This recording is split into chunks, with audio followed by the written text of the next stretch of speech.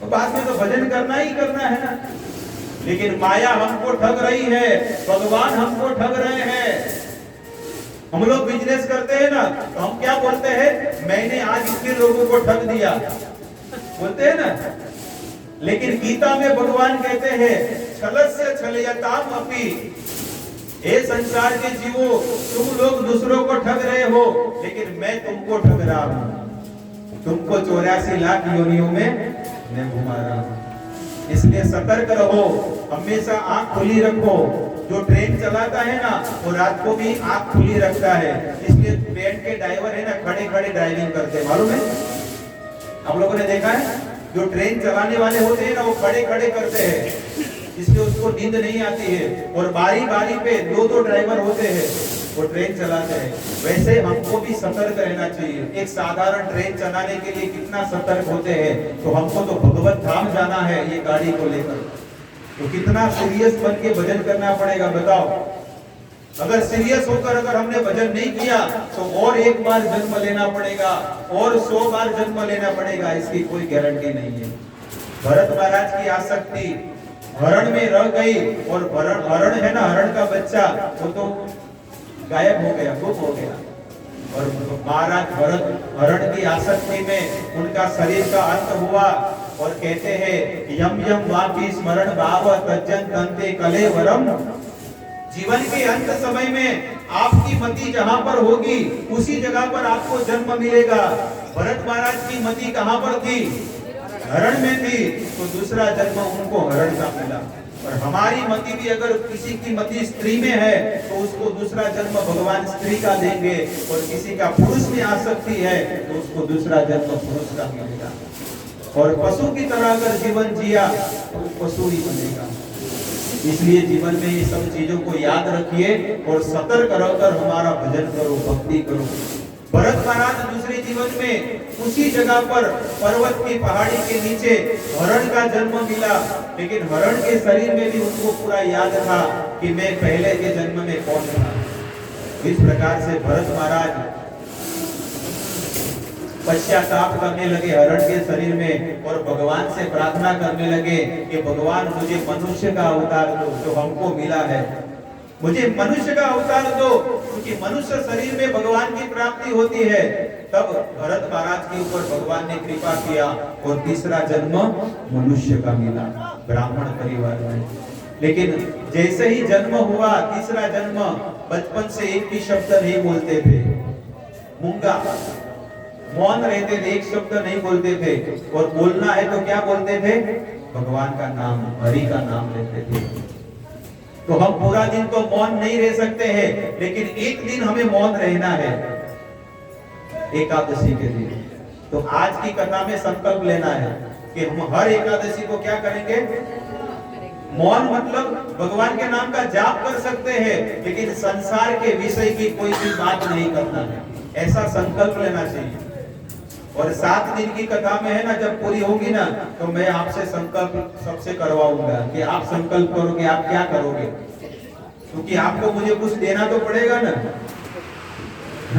यहाँ पर मैं 7 दिन इतने दूर से आया हूँ, तो आपको मुझे कुछ देना पड़ेगा, जेब में से कुछ नहीं देना है वो नहीं चाहिए मुझे, लेकिन आप कुछ अच्छे सद्गुण, अच्छे संकल्प लेकर यहाँ से जाओ, तो हमारा ये भागवत कथा सफल होगी। नहीं तो आया राम गया राम, ऐसा ही होगा। इसीलिए संकल्प लेना चाहिए। भरत महाराज ने पूरा जीवन संकल्प ले लिया कि अब से एक शब्द नहीं बोलूंगा, भगवान के अलावा कुछ नहीं बोलूंगा। बोला सो मरा, क्या है?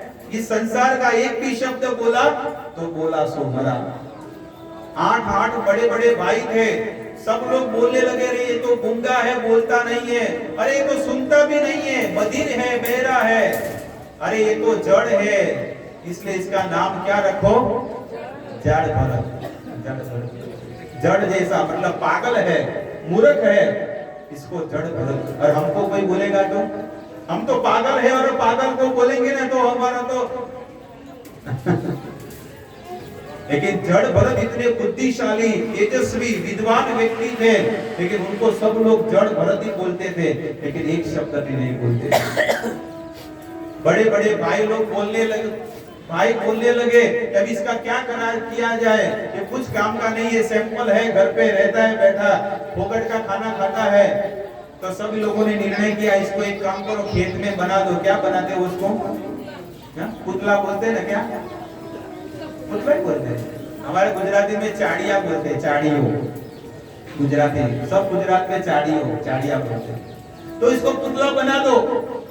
इस प्रकार से महाराज भरत खेत में जा रहे थे और खेत में जाकर ऐसे खड़े हो गए धूप में खड़े, लेकिन मन ही मन हरे कृष्णा कृष्ण कृष्ण हरे हरे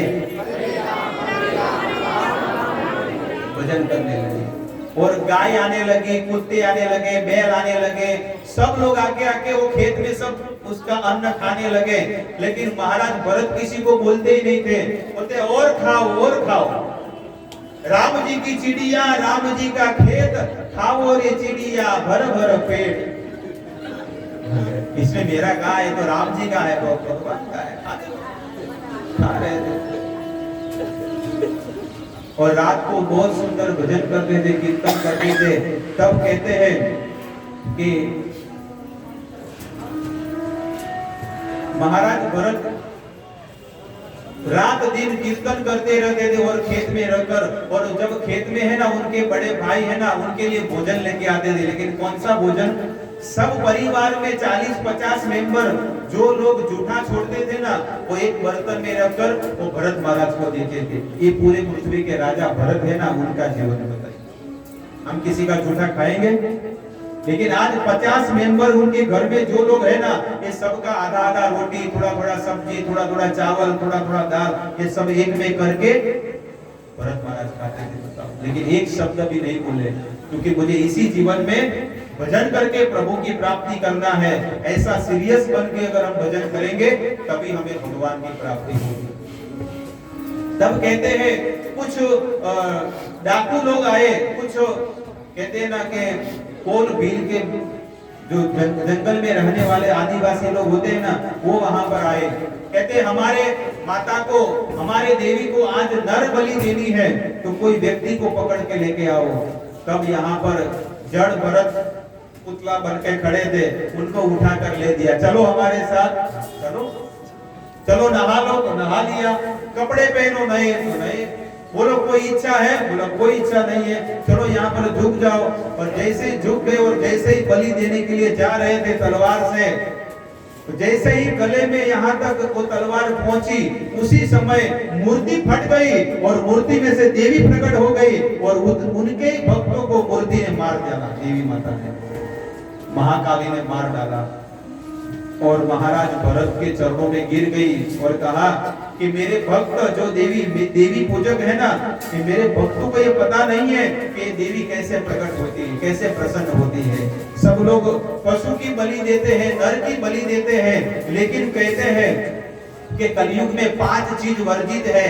सबसे पहले सन्यास वर्जित है, दूसरी चीज है देवरेण सुतोत्पत्ति, अपने भाभी के द्वारा संतान की प्राप्ति करना, तीसरी चीज कहते गौ हत्या, चौथी चीज कहते बलि देना, और 5वीं चीज है पितरों को मांस अर्पण करना। हमारे पितरों को मांस अर्पण करना, ये 5 चीज कलयुग में मनाई किया गया है। इस प्रकार से महाराज भरत फिर से आए और खेत में पुतला बनकर खड़े हो गए और भजन करने लगे। देखिए, जो भगवान का भक्त होता है वो आत्मा के स्तर पर भजन करता है।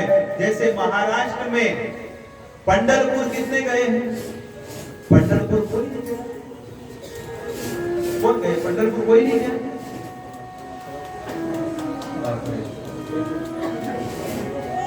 डूब मरो। यहाँ जगन्नाथ जी के पास जाते हैं हम लोग, पूरी तरह। नहीं, जगन्नाथ जी तो सब गए ना। ठीक है, गए। ठीक है, तो पंढरपुर भी एक बार जाइए। पंढरपुर में विठल भगवान है, विठल रुक्मणी। तो पंढरपुर में देहू गांव है, देहू। हम तो गए हैं, हम तो पहले बॉम्बे रहते थे। संत तुकाराम का जो गांव है ना, देहू गांव है।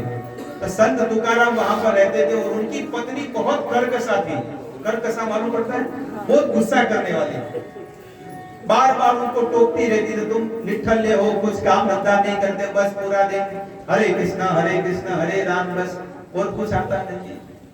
तब संत तुकाराम जी को कहा, एक दिन की घटना है, कि काम करो, तुम निठल्ले बैठे हो, कुछ काम के नहीं हो, जाओ खेत में और गन्ने लेके आओ, जाओ ये बैल है और गाड़ी है उसमें भर के लेके आओ। तो बैल गाड़ी जोती और खेत में गए और भगवान का कीर्तन करने लगे, जय जय विठ्ठल विठ्ठल विठ्ठला, जय जय विठ्ठल विठ्ठल विठ्ठला, जय जय विठ्ठल विठ्ठल विठ्ठला, जय जय विठ्ठल माझा विठ्ठल पांडुरंग,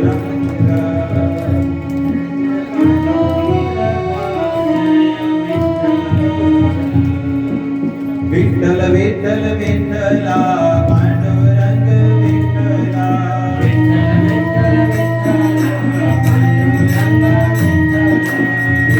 विठ्ठल विठ्ठला पांडुरंग विठ्ठला,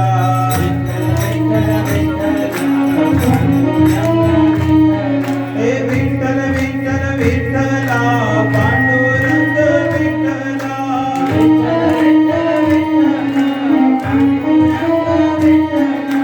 विठ्ठल विठ्ठल विठ्ठला पांडुरंग विठ्ठला, विठ्ठल विठ्ठल विठ्ठला पांडुरंग विठ्ठला।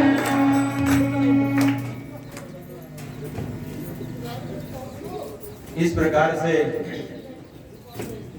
विठ्ठल भगवान का कीर्तन करते करते सब गन्ने खेत में से काटे और पूरे गाड़ी को लोड किया, उसके ऊपर सब रखे बैलगाड़ी पे, और बैलगाड़ी फिर से ले जा रहे हैं और कीर्तन करते करते संत तुकाराम जी जा रहे हैं, विठ्ठल विठ्ठल विठ्ठला पांडुरंग विठ्ठला, भगवान का कीर्तन करते करते जा रहे हैं।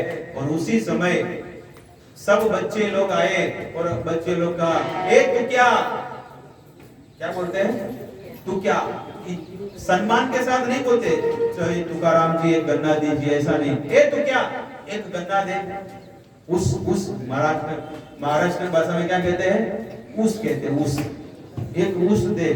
तो संत तुकाराम जी ने गन्ना दिया, दूसरा लड़का आया तो दूसरा दिया, तीसरा आया तो तीसरा दिया, पूरे गांव के आजू बाजू के लोग जो भी रास्ते में जा रहे सबको गन्ना दिया, और अंत में केवल एक गन्ना बचा, एक गन्ना बचा।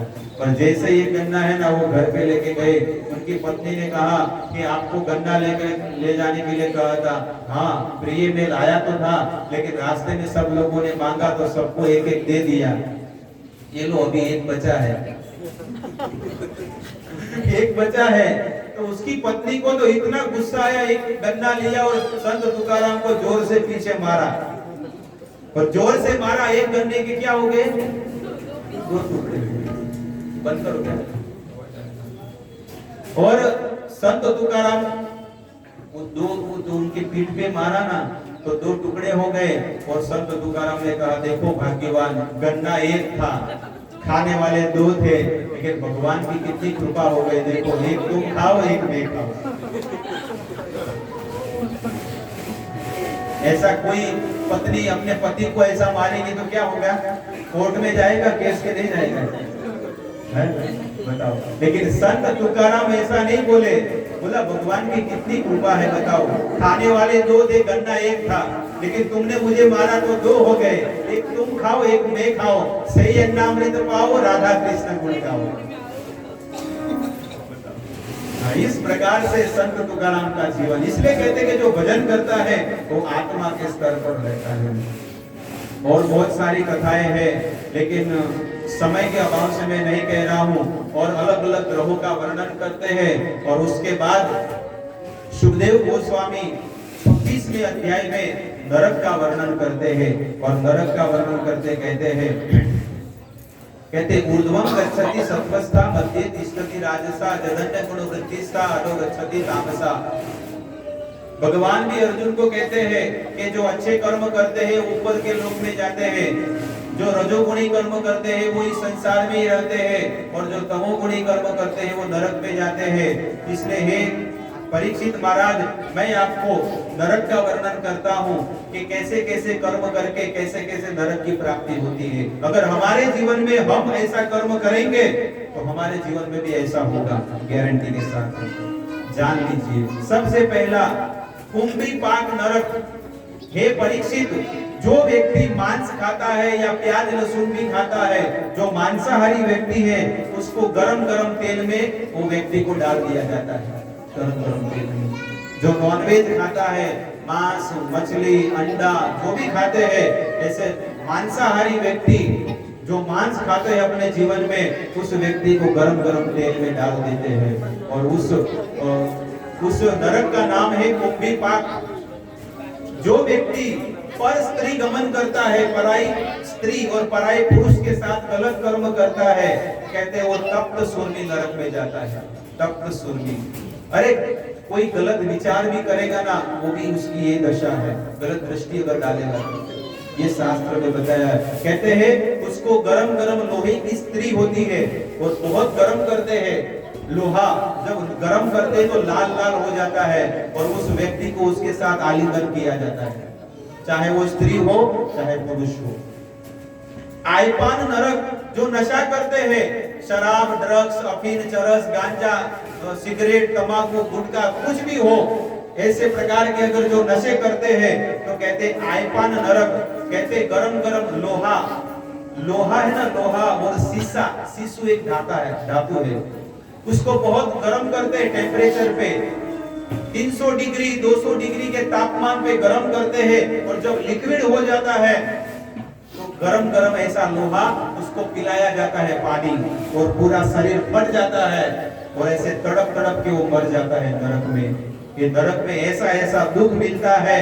कहते संदर्श, जो जुआ खेलता है तो गरम गरम पकड़ आता है ना, पकड़ सांसी, वो दो पकड़ने के लिए रखते हैं ना, उसको क्या बोलते हैं, चिमटा, वो पकड़ते हैं ना, हाँ, ऐसे बड़ा वाला चिमटा आता है, उसको बहुत गर्म करते हैं और उसके पेट में गोल गोल गोल गोल घुमा देते हैं। कहते हैं तामिस्त्र, जो दूसरे की पत्नी को भगा कर ले जाता है, लव मैरिज करते हैं ना, उसके विषय में जो दूसरे की पत्नी को भगा कर ले जाता है, जो दूसरे का धन लेकर भाग जाता है, उसको बहुत दिन भूखे रखते हैं नरक में। और कहते हैं सार मयादन नरक, जो दूसरे का धन लेकर हाथ ऊपर कर देता है कि मेरे पास नहीं है, जैसे वो 900 करोड़ लेके कौन गया था, कौन गया था 900 करोड़ रुपए, बाहर देश चला गया ना, हाँ, विजय माल्या। कहते हैं जो किसी का धन लेकर उड़ जाता है, कहते वो मरने के बाद नरक में ले जाते हैं और इतना बड़ा रूम होता है, बड़ा हॉल, पैक हॉल, और उसमें उसको डाल देते हैं, चाहे कोई भी हो, मालिया हो फालिया हो, कुछ भी हो। लेकिन अगर किसी ने ऐसा व्यक्ति ने कर्म किया है तो नरक के अंदर इतना बड़ा रूम होता है, किसी का एक भी रुपया अगर आपने गलत से लिया है तो उस व्यक्ति की ये दशा है। कहते हैं नरक में 720 कुत्ते होते हैं उस हॉल में और 1 महीने से भूखे हैं और उसको चबा चबा कर हड्डी भी नहीं छोड़ते हैं, हड्डी भी खा जाते हैं। इस प्रकार से कहते हैं पर्यावर्तन नरक, इसमें स्त्रियों का माताओं का प्रमाण ज्यादा होगा। पर्यावर्तन माताओं का प्रमाण ज्यादा होगा, क्यों? क्योंकि अगर हमारे घर पे कोई मेहमान आता है तो मुंह कभी बिगाड़ना नहीं चाहिए। हमारा तो कैसा है, देखो अब तो हम जब फिल्म देखने जा रहे हैं, होटल में जा रहे हैं और कहां से ना जाने टपक के आ गए, ऐसा बोलते हैं ना कि देखो हमको तो बाहर जाना था, ना जाने कहां से आ गए। मन में अंदर तो लाल लाल मिर्ची होती है, लेकिन बाहर से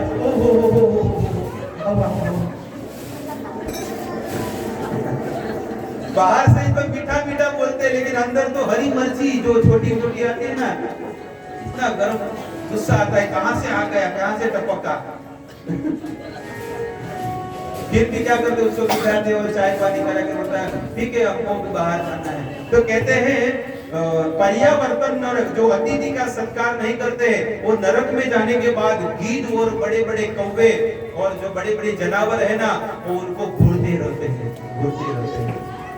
इस प्रकार से बहुत सारे नरक है।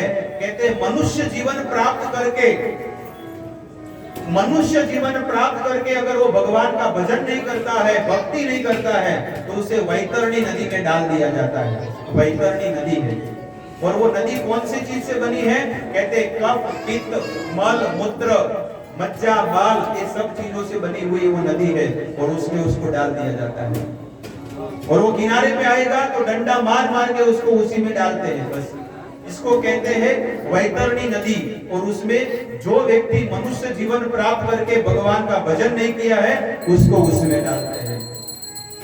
आज चौथे दिन की कथा बहुत डेंजर है। आज की कथा में तो एक से एक ऐसी ऐसी कथा आई है ना कि अभी सुधरना ही पड़ेगा। ऐसे ऐसे बहुत सारे। हे परीक्षित, ऐसे तो हजारों प्रकार के नरक हैं, लेकिन तुम्हारे पास केवल 7 दिन बचे हैं, इसलिए मैं तुम्हें 28 प्रकार के नरक का वर्णन करता हूँ। और हमारे पास भी केवल 3 दिन बचे हैं, इसलिए मैं केवल 4-5 प्रकार के नरक का वर्णन किया। और ज्यादा सुनना है तो यहाँ पर बहुत सारी कथाएं हमारी है, यूट्यूब पर चैनल पर है, आप सुन सकते हैं, कृष्ण मेधा दास करके। तो यहाँ पर आ गए मास्टर, कहाँ चले गए?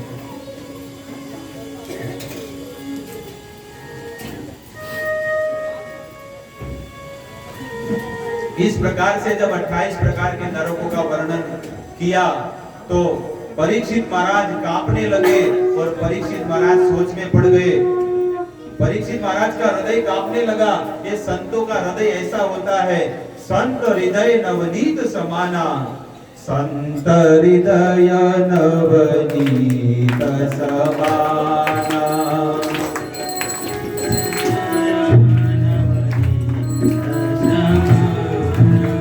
संत हृदय नवनीत समाना,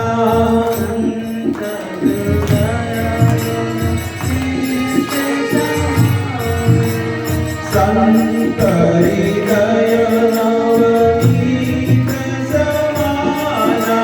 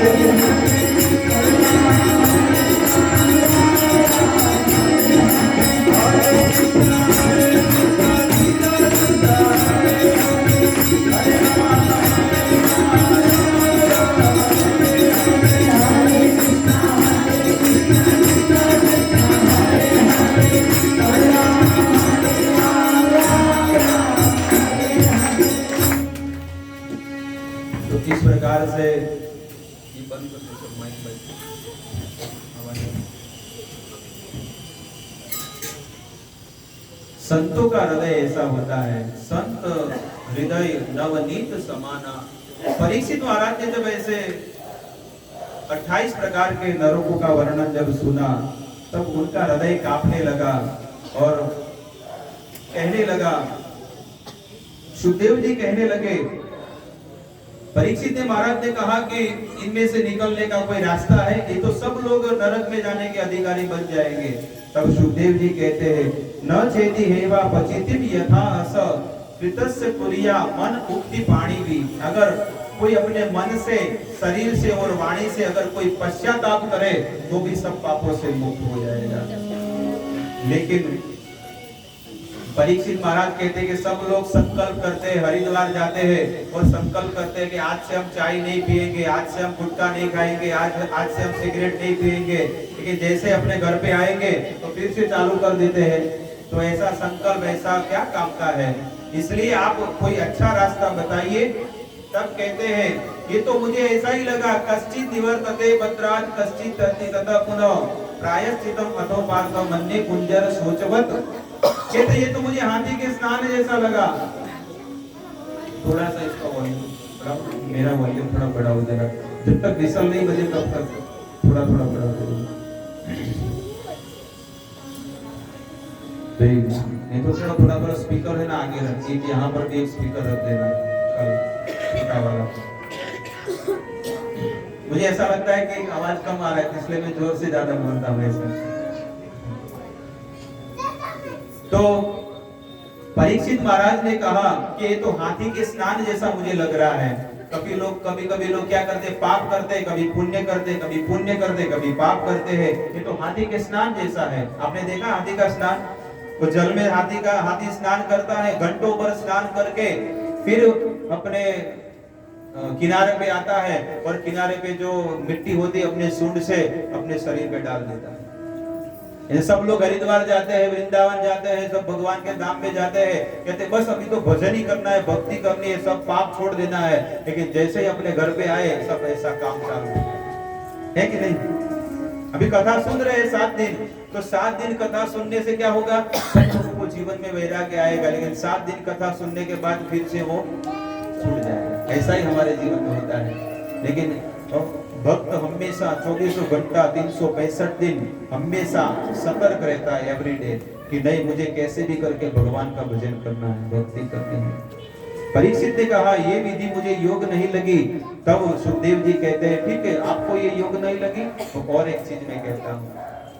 तब सा ब्रह्मचर्येण समेन च दमेन च त्यागेन सत्य शौचाभ्याम यमेन नियमेन च। कहते तपसा, अगर कोई तपस्या करेगा तो वो सब पापों से मुक्त हो जाएगा। लेकिन कौन तपस्या करता है? सुबह जल्दी उठ ही नहीं पाते हैं। सबसे पहली तपस्या ये है कि उठ ही नहीं पाते हम। दूसरी कहते ब्रह्मचर्येण, कौन व्यक्ति ब्रह्मचर्य व्रत का पालन करता है बताइए? तीसरी चीज कहते हैं ब्रह्मचर्येण समेन च, अपने मन को कौन कंट्रोल में रखता है? दमेन च, अपनी इंद्रियों को कौन कंट्रोल में रखता है? त्यागे न, कौन व्यक्ति के जीवन में त्याग है बताइए? सब व्यक्ति भोगों की ओर जा रहे हैं। कोई व्यक्ति ऐसा सोचेगा मैंने त्याग किया, नहीं, हम त्यागी नहीं है। हमको भोग चाहिए, सुख चाहिए, इंद्रिय सुख चाहिए, और भोग करके हम भजन करते हैं। लेकिन यहाँ पर कहते हैं त्यागे न सत्य, ऐसा कौन व्यक्ति है कि पूरा दिन में सच सच बोलता है? बताओ। ये फोन आ गया, फोन तब से तो सब लोग झूठ ही बोलते हैं। हाँ बस आ गया 2 मिनट में, 3 घंटे में भी नहीं आएगा। इतना झूठ बोलते हैं सब लोग। कहते हैं सत्य शौचाभ्याम, और कौन व्यक्ति है जो पवित्र रहता है? नहा धो के पवित्र रहना चाहिए। शौच 2 नंबर जाते हैं तो जो पहने हुए वस्त्र है वो भी निकाल देना चाहिए और स्नान करके पवित्र रहना चाहिए। ये बाहरी स्नान है। आंतरिक स्नान क्या है? भगवान के नाम का जाप करना, ये अंदर का स्नान है। इसलिए अंदर से और बाहर से दोनों जगह स्नान करना चाहिए। सुबह और शाम, दिन में 2 बार स्नान करना चाहिए, शरीर से, काया से। इसलिए इससे क्या होगा? हमारे शरीर में सत्व गुण का प्रभाव बढ़ेगा। इसलिए सुबह और शाम 2 टाइम स्नान करना चाहिए, तो हमारे शरीर में सत्व गुण टिका रहेगा। और दूसरी चीज, आंतरिक स्नान क्या है? अंदर का हरि नाम लेना, ज्यादा से ज्यादा हरि नाम लेना। ऐसा नहीं कि माला हाथ में नहीं है तो नहीं, मन ही मन चालू रहना चाहिए। आप सब लोगों को और एक आईएमपी इंपॉर्टेंट चीज कहता हूं कि जब आप रात को सोते हो तो 5 मिनट में 10 मिनट में नींद आती है?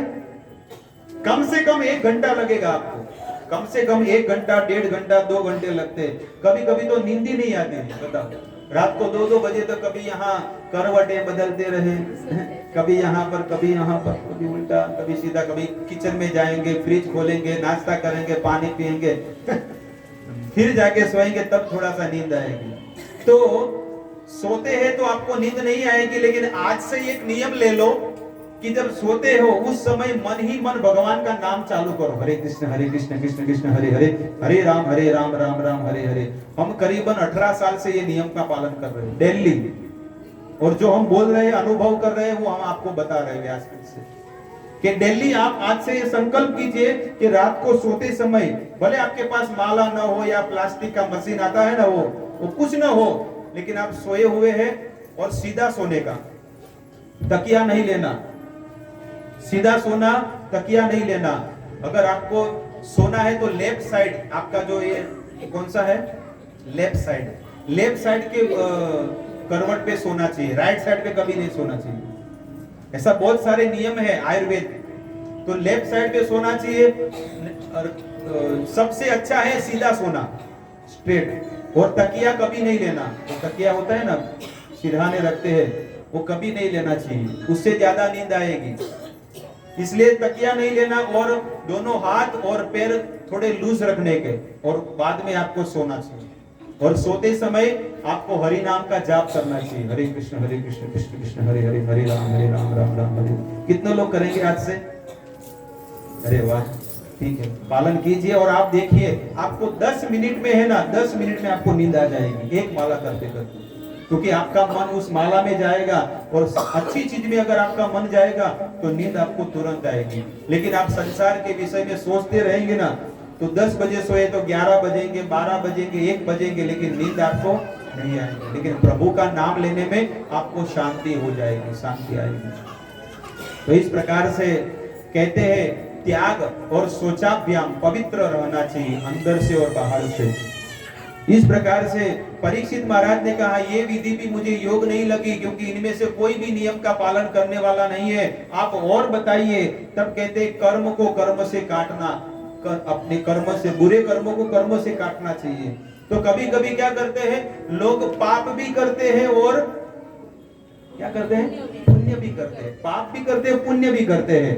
तो कभी कभी लोगों को के मन में इच्छा होती है कि कैसे भी करके मैं पाप करूंगा, चोरी करूंगा, झूठ बोलूंगा, लेकिन बड़ी वाली BMW गाड़ी लाऊंगा। मुझे एक बार जीवन में क्या करना है, BMW गाड़ी में बैठना है। अभी वो पाप करके पैसा तो बहुत कमाया, लेकिन BMW गाड़ी में बैठा नहीं। भगवान ने सोचा, भगवान ने बोला, देखो इसकी इच्छा है BMW में बैठने की, अभी क्या करूं, इच्छा तो पूरी हुई नहीं है, अभी इसने पाप किया है, तो एक काम करो, इसको व्हाइट कुत्ता बना देता हूं।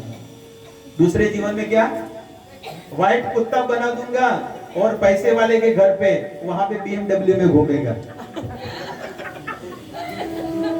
है कि नहीं?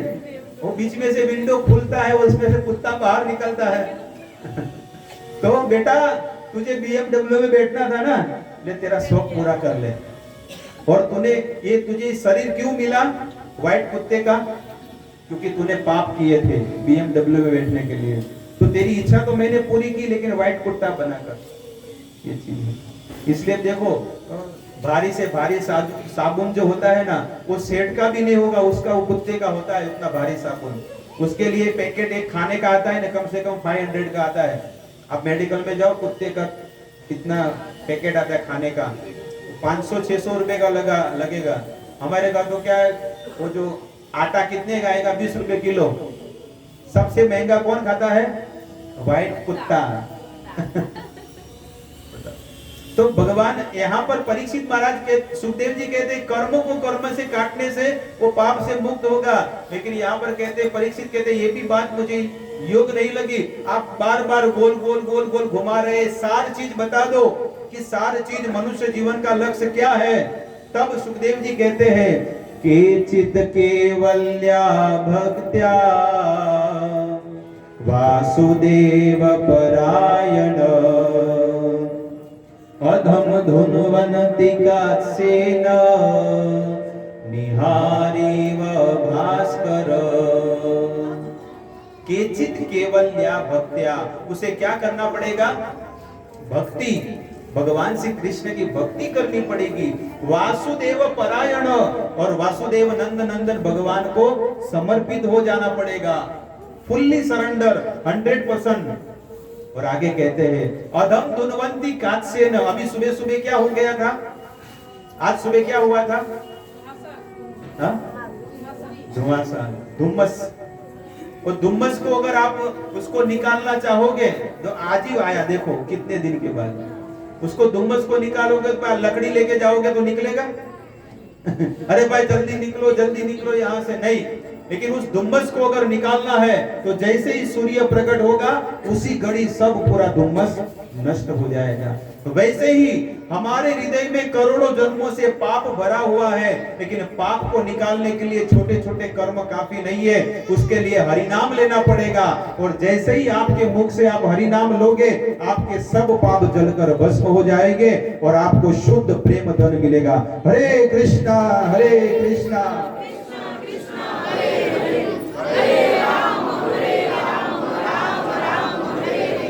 ये तो मुझे भी नहीं सुनाई दिया, भगवान को कैसे सुनाई देगा? प्रसाद है ना सबके लिए। तो आपके अंदर जो आवाज है इसको निकालो, ओरिजिनल आवाज को।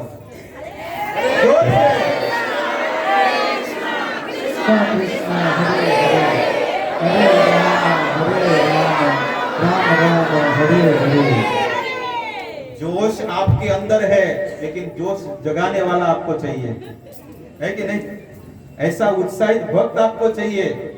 इसके लिए कहते हैं जो ऐसे भक्त जो उत्साहित होते हैं ना, उसके साथ अगर हम रहेंगे ना तो हम भी ऐसे बन सकते हैं। आपके अंदर वाणी अंदर थी, लेकिन आपने उसको छुपा कर रखा था। लेकिन आपका जोश किसने बढ़ाया? एक भक्त ने बढ़ाया कि आपके अंदर वो जुनून है, वो भक्ति है, लेकिन उसको आपको निकालना पड़ेगा। समझ में आ गया चीज? सब कुछ है, पावर है। यस्यास्ति भक्ति भगवद अकिंचना सर्वे गुणस्तत्र समासते सुरः। सब गुण आपके अंदर है, देवताओं के सब गुण हैं, लेकिन वो उत्साह जगाने वाला आपके जीवन में ऐसे शिक्षा गुरु नहीं है, ऐसे दीक्षा गुरु नहीं है। इसलिए हमारी भक्ति धीरे धीरे डाउन होती गई है। इसलिए ऐसे उत्साह वाले भक्त के साथ हमें रहना चाहिए कि नहीं, मुझे भी आपके साथ रहना है, आप जैसी भजन करनी है, भक्ति करनी है। परीक्षित महाराज ने कहा कि भगवान का नाम लेने से भगवान के धाम में चले जाएंगे। हाँ, एक नाम लेने से भगवान के धाम में चले जाएंगे। आपको परीक्षित विश्वास नहीं आता है, लेकिन एक कान्यकुब्ज कन्नौज में, कानपुर में एक बहुत बड़ा पापी रहता था और उसका नाम था अजामिल। अजामिल नाम। कान्यकुब्जे द्विज क्वश्चित् दासिरपति अजामिल नामना नष्ट सदाचार दास्या संसर्ग दूषित।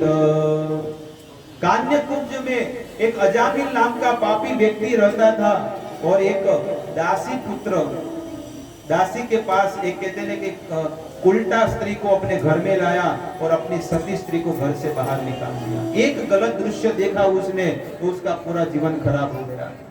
जो व्यक्ति पूरा जीवन प्रभु का नाम लेना, भजन करना, सेवा करना, भगवान के लिए यज्ञ करना, ये सब कुछ करता था, लेकिन एक गलत दृश्य उसने देखा, गलत स्त्री का संग किया, तो उसका पूरा जीवन भ्रष्ट हो गया, बर्बाद हो गया। ऐसे हमारे जीवन में भी कभी कभी ऐसा होता है कि हम शुद्ध और पवित्र जीवन जीते थे, लेकिन हमारे जीवन में भी ऐसी गलती हो जाने के बाद हम है ना, हमारा जीवन भी पूरा फॉल डाउन हो जाता है। तो ऐसे अजामिल भी है ना, बहुत पापी जीवात्मा था, लेकिन उसके पुत्र का नाम नारायण रखा था और नारायण का नाम लेकर अजामिल अंत समय में सोचा कि मेरे पुत्र को, नारायण को पकड़ने के लिए ये यमदूत आ रहे थे, लेकिन अजामिल तो पुत्र को कहता है कि नारायण तुम जाओ यहाँ से, ये 3 व्यक्ति आए हैं तुम्हें पकड़ने के लिए। लेकिन अजामिल को पकड़ने के लिए आए थे। वो 3 यमदूत किसको पकड़ने आए थे? अजामिल को, क्योंकि उसने अजामिल ने बहुत पाप किया था। हमारे जीवन में भी हम पाप करते हैं, मनसा वाचा कर्मणा। कौन सा? मन से, वाणी से और शरीर से, इंद्रियों से पाप करते हैं, तो हम सबको कर्म का बंधन लगेगा। इसलिए कहते हैं कि कर्म के बंधन में मत फंसो, कर्म को तोड़ो, कैसे भी करके काटो कर्म को, और भक्ति करने से कर्म कटेंगे हमारे। अजामिल ने 90 साल की उम्र में यमदूत पकड़ने आए, लेकिन जीवन के अंत समय में उसने अपने पुत्र का नाम लिया। कहते सहसा पार्षदा पतन, तुरंत ही 3-4 पार्षद आए और अजामिल को पकड़ने आए थे जो यमदूत, उसकी रस्सी काट दी और उसको उपदेश दिया कि ये तो भगवान का भक्त है। अजामिल कौन है? तब कहते भगत। अरे भगत नहीं, ये तो ठग भगत है, इसने पूरा जीवन पाप ही किया है, कुछ नहीं किया है। इसलिए हम इनको नरक में ले जाएंगे और उसको बहुत मारेंगे। आप देखिए, आपने ये वस्त्र पहने हैं, आप जो ये कपड़े पहने हैं, ये पूरा दिन पहन के क्या हो जाते हैं? पूरा दिन पहनने से क्या होते हैं? मैले होते हैं। दूसरा दिन आपको क्या करते हैं? सुबह उसको क्या बोलते हैं? धोते हैं। कपड़ा, वॉशिंग पाउडर, निरमा, सरफ में डाल के धोते हैं, फिर ब्रश मारते हैं, और फिर ब्रश मारने के बाद भी मैल नहीं निकलता है तो क्या करते हैं? धोखा। क्या होता है? लकड़े का आता है ना, लकड़े का डंडा, बैट जैसा आता है ना, उसको क्या बोलते हैं? उसको क्या बोलते हो? तो लकड़ा का आता है, नहीं ऐसा उसको बोलते क्या है? जो भी है उसको मारते हैं ना, उसको धोते हैं कि उसमें मैल निकले। इसलिए ये जीवात्मा भी जन्म से लेकर अंत तक कर्म करके मैला हो जाता है, तो यमराज जी के दूत क्या करते हैं? उसको नरक में ले जाके धोते हैं, थोड़ा उसको धोते हैं और उसको धोकर पवित्र करते हैं। तो यहाँ पर कहते हैं कि अजामिल को पकड़ने आए थे, लेकिन यमदूत तो चले गए, लेकिन विष्णु पार्षदों ने उनको 15 साल का नया जीवन दिया और वो हरिद्वार में जाके अजामिल भगवान के धाम में चला गया। भक्तों, ये जो कथाएं मैंने कही है ना, ये एक कथा है ना, ध्रुव महाराज का 7 दिन का कथा हुआ है। अभी भीष्म स्तुति हुआ जो परसों मैंने किया, वो भीष्म स्तुति के ऊपर मैंने 7 दिन का कथा किया है, लेकिन वो गुजराती में किया है।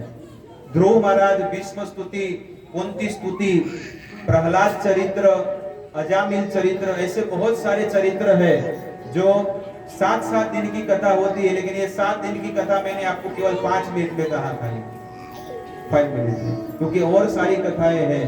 और इस प्रकार से अजामिल की कथा संपन्न होने के बाद सुखदेव गोस्वामी राजा परीक्षित को नरसिंह भगवान की कथा कहते हैं कि किस प्रकार से प्रहलाद महाराज ने भजन किया, ये सब कुछ कथा मुझे सुननी है। इस प्रकार से हिरण्यकशिपु की कथा कहते हैं अजामिल की कथा, और अजामिल की कथा कहते हैं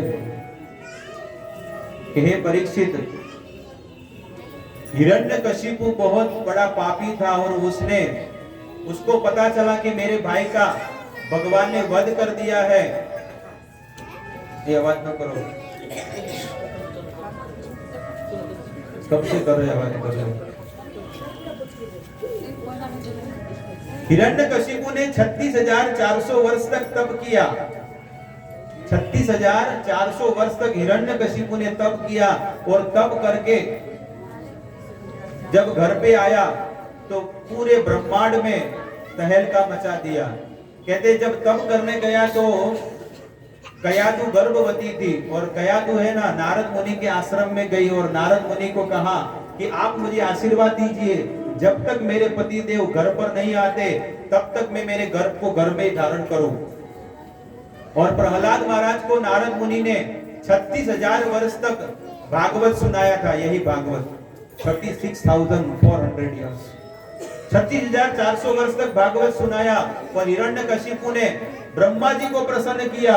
दोनों पैर के अंगूठे पर खड़ा था, केवल अंगूठे पर, पूरा पैर पे नहीं, लेकिन अंगूठे पर हिरण्यकशिपु खड़ा था। भागवत पढ़िए सप्तम स्कंद। और दोनों हाथ ऊपर करके कहा, ओम ब्रह्मे नमः, हे ब्रह्मा प्रसन्न भाव, प्रसन्न हो। तब ब्रह्मा जी प्रकट हो गए 36,000 वर्ष के बाद। लेकिन हिरण्यकशिपु दिख ही नहीं रहा था, मिट्टी के ढेर जम गए थे। वो दीमक होता है, दीमक लकड़े में होता है, ऐसा पूरा शरीर में दीमक जम गया था। एक बाजू तो पूरा हड्डी दिख रहा था, बस पूरा मांस खा गए थे उसका। लेकिन फिर भी हिरण्यकशिपु ने ऐसा तब किया। हिरण्यकशिपु को कहा कि मांगो क्या चाहिए, मैं अमर बन जाऊं, ऐसा मुझे वरदान दीजिए।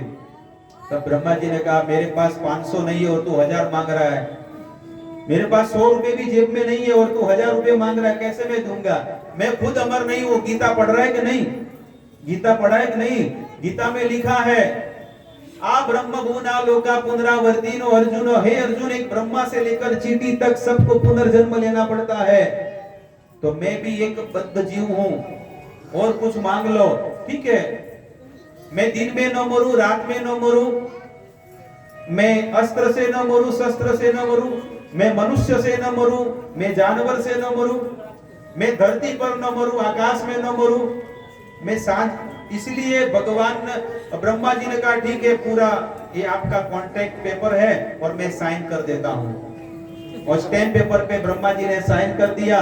और हिरण्यकशिपु जब पृथ्वी पर आया और सबके साथ युद्ध करने लगा, देवताओं के साथ, मनुष्यों के साथ, बड़े बड़े राजाओं के साथ। जब युद्ध करने आते थे ना, तो वो कॉन्ट्रैक्ट पेपर दिखाता था, देख मैं दिन में न मरूं, रात में न मरूं, मैं नर से न मरूं।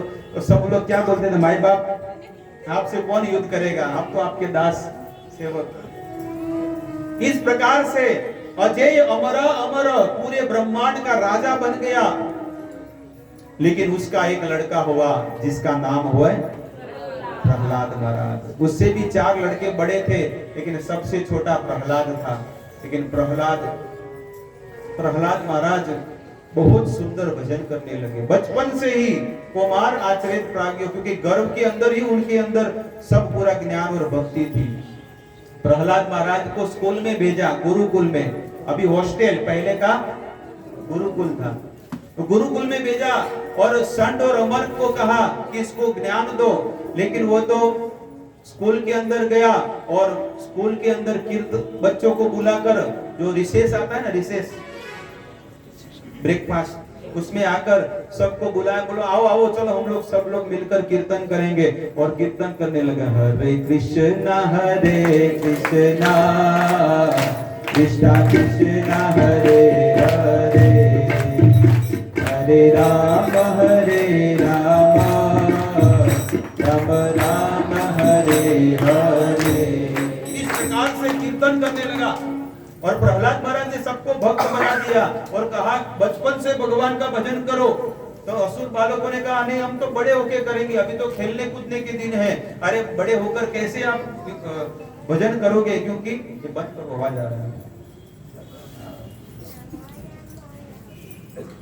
बड़े होकर कैसे आप भजन करोगे, क्योंकि बड़े होकर कथम प्रियाया अनुकंपिताया, जब आपकी शादी होगी और जो पत्नी आएगी और आप एक रूम में दोनों एक साथ बात करेंगे और आपकी पत्नी मीठी मीठी वाणी से आपको बोलेंगी, हो पति देव कैसे हो, क्या हो गई, तो मीठी मीठी बातें करेंगी, तो आपको कैसे भगवान याद आएंगे। और आप पानी का ग्लास मांगोगे और आपको ड्राई फ्रूट का ग्लास दे देंगे, तो आपको कैसे भगवान याद आएंगे। इसलिए कहते हैं कथम प्रियाया अनुकंपिताया, आपको मीठी मीठी वाणी से बोलेंगे तो आपको कैसे भगवान याद आएंगे। इसलिए अभी से भजन करो। इस प्रकार से प्रहलाद महाराज ने बहुत दिव्य उपदेश दिए। लेकिन पूरा है ना, जो पूरा गुरुकुल है ना, भगवान का भक्त बन गया। असुर लोग भी है ना भगवान के भक्त बन गए। हम मनुष्य नहीं बने, मनुष्य होकर नहीं बने, लेकिन असुर सब भगवान के भक्त हो गए। तब पूरे गुरुकुल में तहलका मच गया। संड और अमर ने कहा, जाकर हिरण्यकशिपु को कहा कि तुम्हारा बेटा सबको बिगाड़ रहा है। तब कहा कि ठीक है, उसे यहाँ पे बुलाओ। तुझे ये कौन सिखा रहा है? संड और अमर को कहा कि तुम ये सिखा रहे हो, अरे हमारे विषय में कभी भगवत गीता भागवत रामायण है ही नहीं, हम तो यही सिखाते हैं किसी का चैन कैसे मारना, किसी का पॉकेट कैसे मारना, ये हम तो सिखाते हैं, चोरी करना, जुआ खेलना, ये पाप करना सिखाते हैं, न जाने कहां से सीख कर आया है। नैसर्गिक की भक्ति, ये तो गत जन्मों की भक्ति लेकर आया है और वो तो कर रहा है, दूसरे को बिगाड़ रहा है। तब हिरण्यकशिपु ने कहा इसको एकदम खाई में गिरा दो, इसको पत्थर बांध के समुद्र में डुबा दो, इसको सांप से भरे हुए रूम में डाल दो, मर जाएगा। लेकिन सब जगह पे ले जाते थे, दूसरे दिन सुबह बेल बजाता था, पापा मैं आ गया। अरे तुझे कुछ होता नहीं है, तुझे कौन बचा रहा है? तब षंड और अमर कहते हैं कि हम तो उसे बहुत ज्ञान देते हैं लेकिन टिकता ही नहीं है। हम तो बहुत भांति पछिहारे,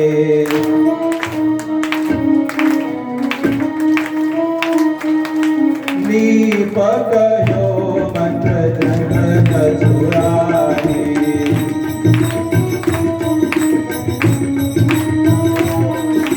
ताको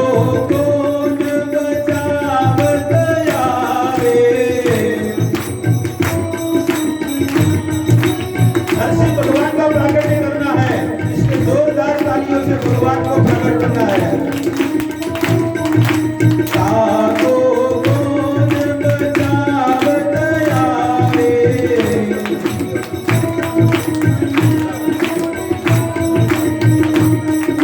सो तुमो को देहि बताए। अब प्रहलाद महाराज कहते हैं मंत्र जंत्र मेरे हरि नामा, मुझे कौन बचाता है? भगवान का नाम, मैं भगवान का नाम लेता हूँ और यही भगवान का नाम मुझे बचाता है। घट घट में जागो विश्रामा,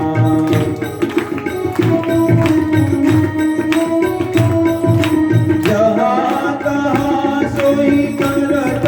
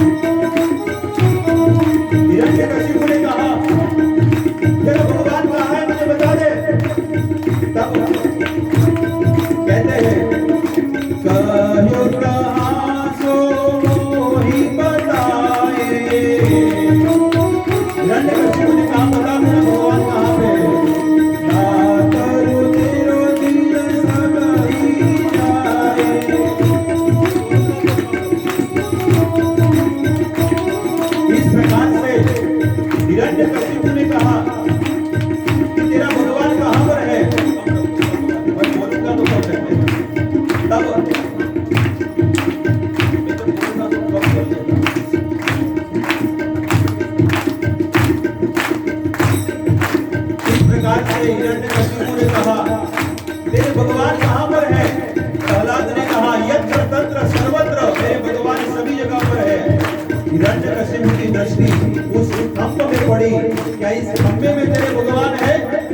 तब प्रहलाद महाराज ने खंभे में देखा और प्रहलाद महाराज को नरसिंह भगवान का दर्शन हुआ। बोलिए नरसिंह भगवान की।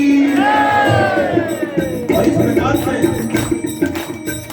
हिरण्यकशिपु उसको खंभे में भगवान नहीं दिखे, लेकिन प्रहलाद देख रहा है और प्रणाम कर रहा है। भक्त जो असुर होता है, जो राक्षस होता है, उसे कभी भी भगवान का दर्शन नहीं होता है, लेकिन जो शुद्ध भक्त होता है उसे ठाकुर जी का दर्शन होता है। हरे कृष्णा हरे कृष्णा कृष्णा कृष्णा हरे हरे, हरे राम हरे राम राम राम हरे हरे। इस प्रकार से नरसिंह भगवान खंभा फाड़ के नरसिंह भगवान प्रकट हो गए। देवता लोग सोचने पड़ गए कि साक्षात भगवान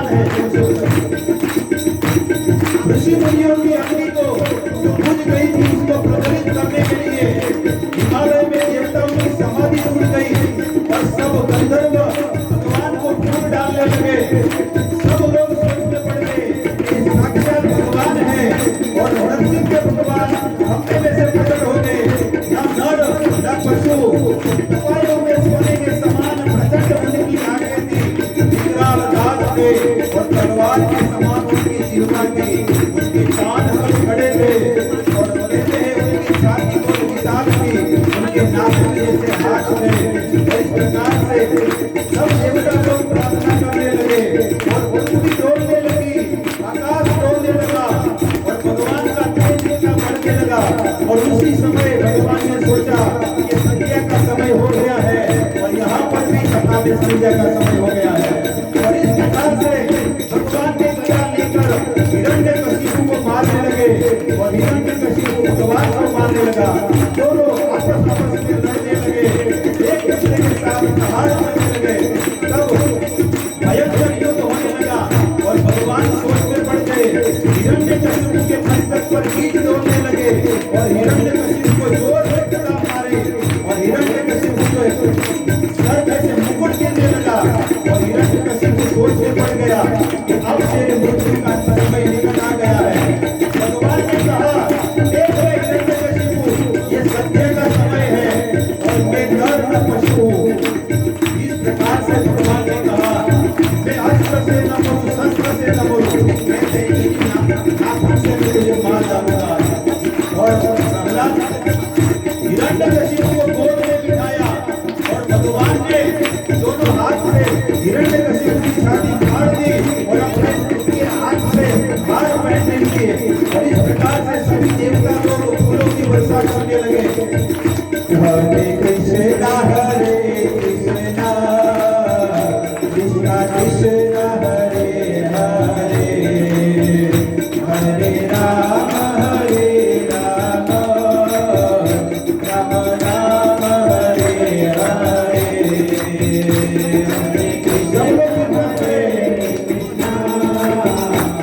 भगवान के प्रागट्य में सब लोग नाचेंगे, कीर्तन करेंगे।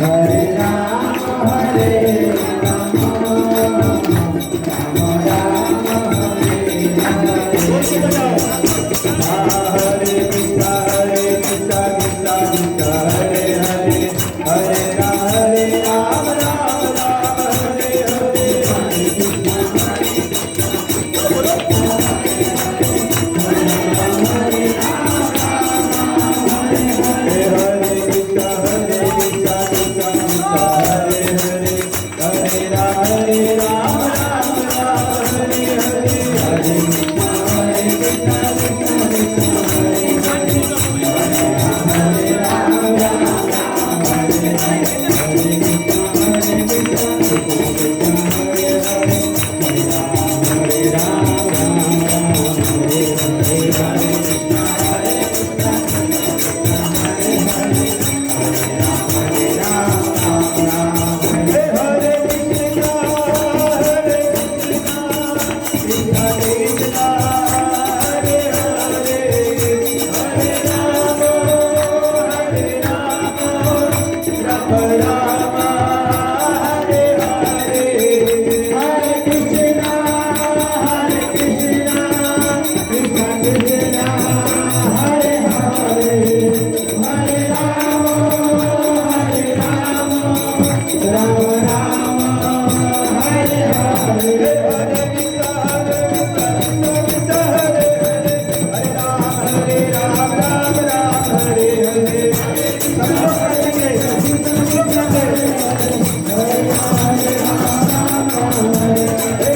कृष्णा कृष्णा कृष्णा हरे हरे, हरे राम राम राम हरे हरे। हरे कृष्णा